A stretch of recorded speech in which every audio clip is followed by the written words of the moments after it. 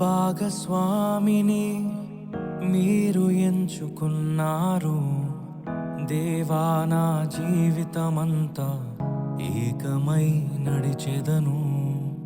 నా ప్రియునితో నన్ను జతపరచి ఉన్నారు దేవా. నా జీవితమంతా ఏకమై ఉండెదను.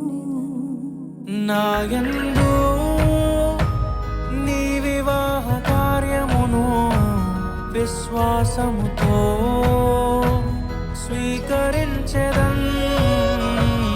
నా యందు నీ వివాహ కార్యమును విశ్వాసముతో స్వీకరించెదన్.